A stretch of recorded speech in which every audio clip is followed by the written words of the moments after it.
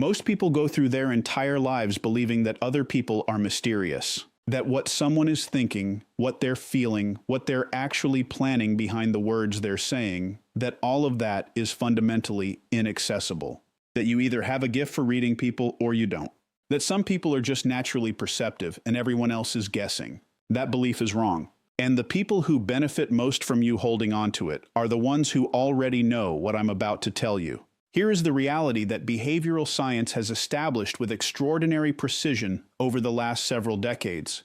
Human beings are not mysterious. They are readable, continuously, involuntarily, and with a level of detail that should genuinely change how you think about every conversation you have ever had and every conversation you will ever have. Because the body, the face, the hands, the posture, the rhythm of speech, the specific microexpressions that appear and disappear in fractions of a second, is broadcasting information constantly. Real information, accurate information, information that the conscious mind has no ability to fully control or suppress. The problem is not that the information isn't there. The problem is that almost no one was taught how to read it. And that gap between the information that is continuously available and the ability to receive it accurately is where misunderstanding lives, where manipulation operates undetected, where the person across from you knows something you don't about what is actually happening in the interaction, where you walk away from a conversation that seemed perfectly fine with a low-grade sense that something was off, without the ability to name what it was or what it meant. What follows closes that gap. These are not party tricks. These are not generalizations about body language that you've seen presented in oversimplified listicles. These are 7 precise, research-grounded, immediately applicable behavioral reading techniques, the same ones used by the world's most effective interrogators, negotiators, therapists, and influence professionals, explained with enough depth that you can begin using them today. Not to manipulate, to understand, to see clearly. To stop being the least informed person in the room about what is actually happening in it. Because clarity about people, genuine, accurate, evidence-based clarity, is not dark. It is the most honest thing available in human interaction. And the people who don't want you to have it, they already have it. Technique 1, baseline first, deviation second, the foundational skill that makes everything else possible. This is the technique that every professional people reader learns before anything else. And it is the one that most amateur attempts at reading people skip entirely. Which is why those attempts produce results that are unreliable at best and dangerously wrong at worst. Here is the principle. No single behavioral signal means anything in isolation. Not a crossed arm, not a gaze aversion, not a change in vocal tone or a shift in posture or a touch of the face. None of these signals have fixed, universal meaning that can be applied accurately without knowing the person you're observing and how they behave when nothing significant is happening. This is where popular body language advice fails almost completely. It tells you that crossed arms mean defensiveness, that avoiding eye contact means lying, that touching the face means deception. And in specific contexts, with specific people, those interpretations may be accurate. But applied universally, applied without the baseline that gives them meaning, they produce confident misreadings that are worse than having no information at all. Because confident wrong conclusions close the mind to correct ones. Baseline first means this. Before you attempt to read anything significant from someone's behavior, you spend time, deliberately, patiently, without agenda, observing how they behave when they are comfortable, unstressed, and not navigating anything difficult. How do they normally hold their body? What is their default level of eye contact? How fast do they naturally speak? What do they do with their hands in ordinary conversation? Where do their eyes go when they're thinking? That collection of observations is their baseline, their behavioral normal, the reference point against which everything subsequent gets measured. And then, only then, deviations become meaningful. When something shifts from the baseline, when the person who normally maintains steady eye contact suddenly begins looking away, when the person who gestures freely suddenly goes still, when the voice that was relaxed and measured suddenly changes pace or pitch or volume, that shift is the signal. Not the behavior itself, the change from what was normal for this specific person in this specific context. This is the distinction that separates accurate people reading from fortune telling. And it requires one thing that most people are too impatient to develop: The willingness to observe before concluding. To spend enough time with someone's ordinary behavior that the extraordinary becomes visible by contrast. Here is the practical application. In any significant interaction, a negotiation, an important conversation, a situation where understanding what the other person is actually experiencing matters, spend the first several minutes of the interaction not trying to read anything, simply observing. Collecting baseline data, letting their normal reveal itself before you attempt to identify what deviates from it. That patience produces accuracy. And accuracy in the reading of people is everything. Technique 2, the reliable cluster. Why single signals lie and groups of signals don't. Building directly on the baseline principle, this technique addresses the second most common error in people reading, the tendency to interpret a single behavioral signal as meaningful and conclusive. Here is the behavioral science. Individual signals are unreliable. Not useless, but unreliable. Any single behavior has multiple possible explanations. Someone looks away while speaking. Are they lying or accessing a genuine memory, or simply uncomfortable with sustained eye contact by habit? Someone crosses their arms. Are they defensive or cold, or simply in a posture they find comfortable? Someone's voice rises in pitch. Are they deceptive or excited, or simply asking a genuine question? The single signal cannot tell you. It provides a direction of inquiry, not a conclusion. But clusters of signals, multiple simultaneous behavioral changes that all point in the same direction, are a different category of information entirely. When someone's eye contact shifts, and their voice changes pitch, and their posture closes, and their hand moves toward their face, and they introduce a verbal qualifier they weren't using before, all at the same moment, in response to the same stimulus, the convergence of those signals across multiple independent channels produces a reading that is dramatically more reliable than any single one of them. Why? Because the conscious mind can manage one channel at a time with effort. It can control the face or the voice or the hands, but controlling all of them simultaneously while also constructing a verbal response is neurologically beyond most people's capacity. Something leaks, usually through the channel receiving the least conscious attention. And the cluster, the convergence of signals across channels that weren't all managed at once, shows you what leaked. Here's the practical protocol. When you notice a potentially significant behavioral signal, do not conclude. Instead, widen your observation. Look for corroboration from other channels simultaneously. Does the thing you noticed in the face also appear in the voice? Does the shift in posture accompany a change in speech pattern? Is the hand behavior consistent with what the face is doing?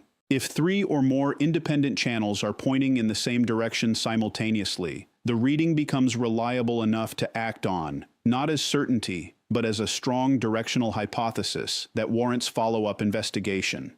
And if they're not converging, hold the observation lightly. File it as interesting rather than conclusive, and keep watching. Technique 3, the freeze, flight, fight sequence. How the body's threat response reveals what the mind won't say. The human threat response system is one of the most reliable information sources available to anyone reading behavior, because it is automatic, preconscious, and produces highly specific, predictable responses to highly specific stimuli, responses that the person experiencing them has almost no ability to suppress at the moment they occur. Here is the sequence and what each stage reveals. Freeze is the first response. When the nervous system registers a potential threat, whether physical or social, whether a physical danger or an uncomfortable question or a piece of information it didn't want to receive, the body goes momentarily still. Movement stops or reduces dramatically. Processing is redirected inward. The blink rate may decrease. The breath may pause. This freeze response, when it occurs in conversation, tells you something precise. The piece of information just delivered registered as significant, not necessarily threatening in any negative sense, significant. Worth stopping for, worth redirecting processing resources toward. The topic you just introduced, the question you just asked, the statement you just made, landed somewhere important. Flight is the second response, when the freeze determines the threat requires avoidance rather than engagement. In social contexts, flight doesn't look like running.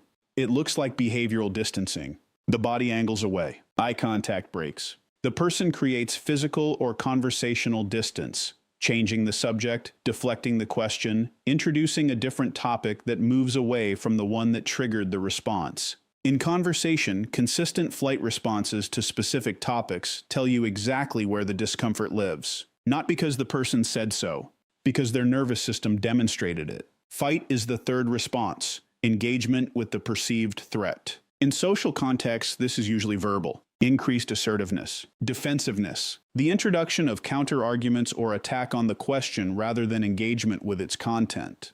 Dismissiveness that wasn't present before. A shift in tone that is slightly sharper, slightly more controlled, slightly more careful than what came before. Here is the critical application. When you're in a conversation and you want to understand where the genuine sensitivity lies, where the real stakes are for the other person, what they're actually protecting, you don't ask directly. You observe the sequence. You note which topics produce freeze, which produce flight, which produce fight, and the map of those responses gives you a picture of the other person's interior landscape that no direct question could access. Because people tell you where their real concerns are not in their words, but in the sequence their nervous system produces when those concerns get close to the surface. Technique 4, microexpressions, the 7 universal signals that appear before the performance catches up. In the 1960s, psychologist Paul Ekman made a discovery that fundamentally changed behavioral science. Traveling to remote cultures that had no contact with Western media or social norms, he found that certain facial expressions were not learned. They were universal, present in every culture, every language group, every population on Earth. Produced by the same emotional states, recognized with the same accuracy. He identified 7: happiness, sadness, anger, fear, disgust, contempt, surprise. And he found something even more significant.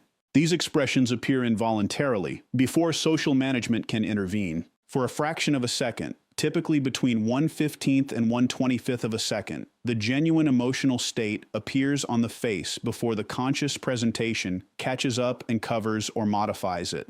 These are microexpressions, and they are among the most reliable sources of emotional information available in human interaction. Because they cannot be fully controlled, they appear before the decision to control them can be made. Here is the one that matters most for reading people in ordinary interaction: contempt. Contempt is the only asymmetrical expression of the 7. It appears on only one side of the face, a slight tightening of one lip corner, a subtle raise of the cheek on one side only. And it signals something very specific, a sense of superiority over the target, the feeling that the other person is inferior, beneath consideration, not worthy of genuine respect. In a conversation where someone is performing warmth or agreement or respect, a micro-expression of contempt, appearing for a fraction of a second before the performance reasserts itself, tells you something that the performance was designed to conceal. And it does so with a reliability that verbal behavior cannot match. The practical development of micro-expression reading requires one specific change in how you observe people. You need to slow down your own processing enough to register what appears between expressions, in the transitions, in the moments when one presentation ends and the next begins, rather than only registering the settled presentations themselves. This is not something that develops overnight. But here's what accelerates it dramatically. Film yourself in conversation and watch back at reduced speed. Watch others in recorded interviews at reduced speed. Train your visual system to register the brief, the partial, the transitional, and the information available to you in every face you encounter will increase in a way that is genuinely revelatory. Technique 5, vocal behavior. The channel most people monitor least, and that reveals the most. The voice is one of the richest behavioral channels available for reading people. Not what it says, what it does. The acoustic properties of speech, pace, pitch, volume, rhythm, the specific qualities of how words are produced rather than which words are chosen, carry a continuous stream of emotional and psychological information that most people attend to only when the deviation is dramatic enough to be undeniable. Here are the 4 vocal signals that carry the most reliable information in ordinary conversation. Pace change. When someone's natural speech pace changes, either accelerating or decelerating significantly from their baseline, the change signals a shift in cognitive or emotional load. Acceleration often indicates anxiety, excitement, or the desire to move past a topic quickly. Deceleration often indicates careful word selection, the increase in processing required when someone is constructing a response more deliberately than they are simply speaking naturally. The deceleration is particularly significant. When someone who has been speaking naturally and fluently suddenly slows, when the words become more measured, more carefully chosen, more controlled in their delivery, they are allocating more processing resources to what they're saying. And the question worth asking is why? What about this particular topic, this particular question, this particular moment in the conversation requires more careful construction than everything that came before it? Pitch elevation. The pitch of the voice rises involuntarily under emotional arousal, including the arousal of anxiety, stress, or the cognitive load associated with deception or concealment. This elevation is not dramatic enough to be obvious in most cases, but it is detectable against the baseline of someone's normal pitch. And it tends to appear specifically around the content that is generating the arousal, making it a relatively precise indicator of where in the conversation the emotional charge is highest. Vocal fills and qualifiers. The introduction of verbal hedges, kind of, sort of, I mean, basically, I guess, particularly when they appear in someone who wasn't using them before, signals uncertainty or discomfort with the content of what they're saying. These qualifiers function as distance-creating devices. They put space between the speaker and the statement. And the sudden appearance of that distance, in someone who was speaking directly and without qualification moments before, is worth noting. Volume reduction. When someone's voice drops in volume around specific content, when they literally quiet the part of the statement that carries the most significant claim, the body is producing, involuntarily, the vocal equivalent of looking away. The content becomes quieter precisely because it is most in need of being heard. And that quieting is often the most precise marker available of where the discomfort in the statement actually lives. Technique 6, the question beneath the question. How to use inquiry to reveal what direct questions cannot access. This technique is less about reading behavioral signals and more about creating the conditions under which the most revealing behavioral signals naturally emerge. Because the accuracy of everything you've learned in this conversation depends on one thing: the quality of the stimulus you provide. And the stimulus that produces the most readable responses is almost never the direct question. Here is why. When you ask a direct question about something sensitive, when you inquire openly about something the other person has reason to conceal or manage, their conscious mind activates and applies its full management capacity to the response. The answer gets constructed rather than simply produced.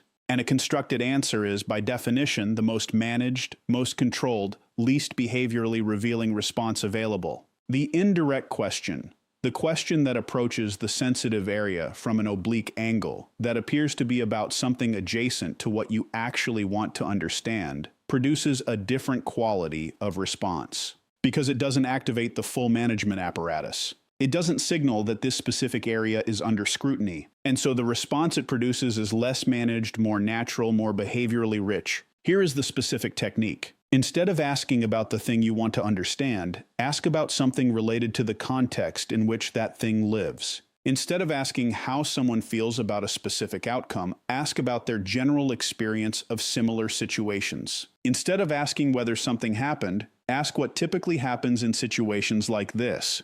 The answers you receive will often contain the information you were looking for, offered more naturally, less managed, and accompanied by the full range of behavioral signals that a direct question would have suppressed. There is also a specific follow-up technique that produces extraordinary results in the right context. After someone answers a question, particularly a question that seems to have been answered completely, simply wait. Hold eye contact. Don't respond immediately. Let the silence exist for 3 to 5 seconds without filling it. In most cases, the person will speak again. And what they say in that second, unprompted response, the addition that appears in the silence they felt compelled to fill, is frequently the most honest and most behaviorally revealing thing they say in the entire conversation. Because it wasn't prepared. It wasn't the answer they constructed. It is what came next when the management system thought it was done and relaxed for a moment. That moment of relaxation is where truth lives. Technique 7, the comfort-discomfort dial, the master signal that synthesizes everything else. All of the techniques in this conversation serve a single master purpose: the assessment in real time of one continuously shifting variable, the degree of comfort or discomfort the person you're observing is experiencing, and specifically how that level changes in response to different topics, questions, and pieces of information. Here is why this master signal matters more than any individual behavior. Because comfort and discomfort are not simply emotional states. They are the integrated output of everything the nervous system is processing about the current situation. When someone is comfortable, genuinely comfortable, not performing comfort, the full behavioral picture is consistent, relaxed, and open. The signals across multiple channels are aligned. The baseline holds. And when discomfort enters, when something in the interaction triggers the threat assessment system, even mildly, even below the threshold of conscious awareness, the full behavioral picture shifts. Not always dramatically. Sometimes in the smallest ways. A microtension in the face. A barely perceptible change in breathing. A slight adjustment in posture. A fractional change in the quality of eye contact, but across multiple channels simultaneously. Consistently. In a direction. The master skill of behavioral reading is not the identification of specific signals. It is the continuous, real-time tracking of this single dial, comfort versus discomfort, and the precise mapping of what moves it in which direction. Because when you know what moves someone's comfort dial, what topics shift them toward ease, and what topics shift them toward tension, what pieces of information relax them, and what pieces produce the subtle tightening that the nervous system cannot entirely conceal, you have a map of their interior that they never consciously offered you. You know where they feel safe and where they don't, what they're open to and what they're protecting, what they've told you accurately, and where the construction began. That map is the most valuable thing available in any significant interaction. And it is produced not by a single technique, but by the synthesis of everything: baseline, cluster, threat sequence, microexpression, vocal behavior, strategic inquiry, all integrated into a single, continuously updated reading of the most important variable. Where is this person on the comfort-discomfort dial right now? And what just moved it? Here is what all 7 techniques share. At the level beneath the methodology, beneath the research, beneath the specific skills. They are all tools for closing the gap between what is presented and what is real. Between the managed surface of human interaction and the genuine experience happening beneath it. Between what people say they feel and what their bodies, involuntarily and continuously, reveal that they actually feel. Closing that gap is not manipulation. It is accuracy. It is the development of a clearer, more honest picture of what is actually happening in your interactions. A picture that allows you to respond to reality rather than to the performance of it. And here's the dimension of this that most people never consider. These skills protect you as much as they inform you. The person who can read behavioral signals accurately is the person who feels manipulation happening before it completes, who senses inauthenticity before it has produced damage, who walks into rooms with access to information that most people around them are missing, and makes decisions based on what is actually there rather than what was presented. That is not a dark skill. That is clarity. And clarity in relationships, in negotiations, in any domain where understanding what is actually happening matters, is the foundation of every good outcome. So the question is not, should I learn to read people?